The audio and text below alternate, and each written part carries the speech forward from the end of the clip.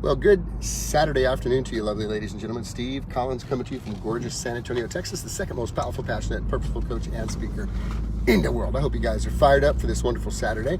When you choose to go big, the reason most people don't go big is because they are really concerned about what other people are going to think about them. I heard someone the other day, it made me laugh. They talked about the 20-40-60 rule, which I love. And they said this: at 20 years old, I was really worried about what people thought about me. At 40 years old, I didn't give a damn what anybody thought about me. And when I got to 60 years old, I realized, hey, nobody was thinking about me in the first place.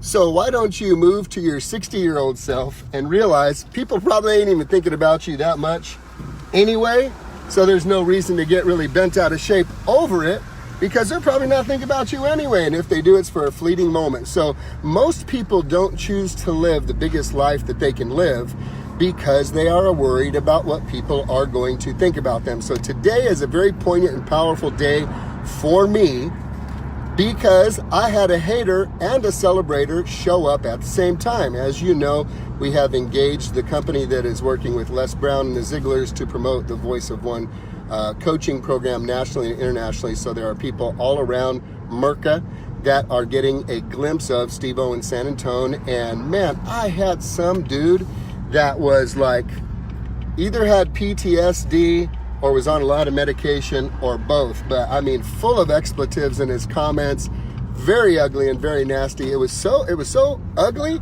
it was humorous to me. So one of the things that I enjoy is recognizing that I get to choose my thoughts.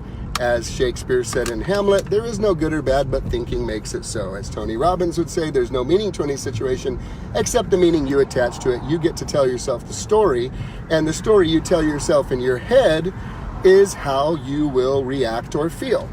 So when that came this morning, I thought, my gosh, okay, this video was about state and standing, the difference between the state I'm in and my standing. And so maybe it went over the guy's head or something, but the guy just tripped out, lost it, and got really, really crazy in his comments towards me.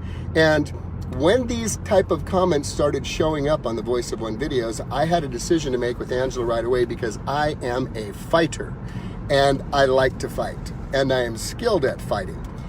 And so my wife says to me, the bigger you go, the more haters are going to show up. And so are you going to give the energy to attempting to explain yourself and help people understand you were driving funny cars at 15 years old, that driving to HEB with a fiery Latina is scary and dangerous, driving with 7 kids to HEB is scary and dangerous, negotiating with another person on the phone is scary and dangerous, and driving down a small stretch of road every day in bumper-to-bumper traffic that's quiet, speaking into outer space is not scary at all. It's the easiest part of my life. She said, you're either going to have to defend that position every single time, or you're going to have to just tell yourself the story you need to tell yourself to be able to let that thing go. And I said, you are a wise woman. You are the wisest woman I have ever met in my life. Where did you get that advice? And I said, man, your own medicine tastes really good when someone speaks it at you. So today I had Mr. Hater show up. By the way, when I went to Austin, Texas to sit in Gary Keller's office, and Mark Willis, at time the president at Keller Williams, which is the largest real estate company in the world right now, they both had a fascinating plaque on their desks which said this. It was a quote from Albert Einstein: great spirits encounter violent opposition from mediocre minds. Think about that for a minute. Great spirits encounter violent opposition from mediocre minds. So I remembered that this morning as I was thinking about the reactions and responses of other people who have a sense of need to tear others down. And I realized I have an internal script. Man, that's about that dude. That don't have anything to do with me. And strangely enough, that's a dude that I could probably help if he was open to and willing to have the conversation. As I just said, singing Elsa's song in my head, let it go, let it go. I let that stuff go like that. I'm not worried about it. Then a celebrator showed up. The wife of a local multi-millionaire who apparently has been watching my videos without me knowing it, private messaged me and was incredibly complimentary of the content that I deliver on a daily basis. So I have my hater, and then I have my celebrator. Now, I looked at my hater's Facebook page, and he wasn't necessarily anybody I know would want to follow or be friends with. I mean, this guy, you know, guy's got some issues, big time. And when I discovered who the complimenter was, a person of distinction, integrity, character, excellence, leadership, I said, this one's hating, this one's celebrating.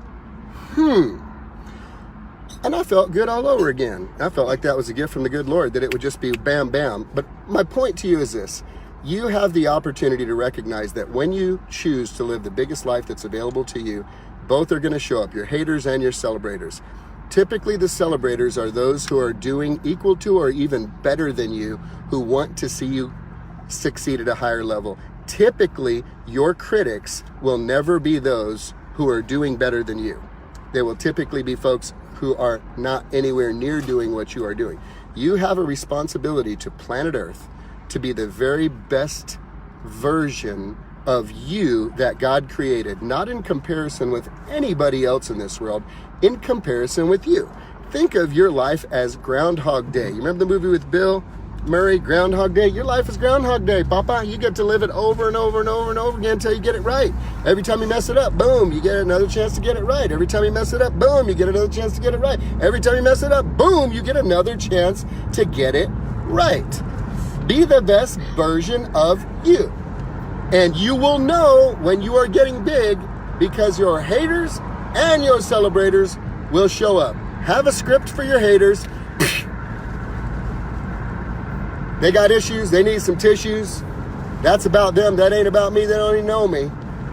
And mark those who celebrate with you. Because, my friend, until you can truly embrace and celebrate the success of another person, you are really not ready for your own success. Have a great day, guys.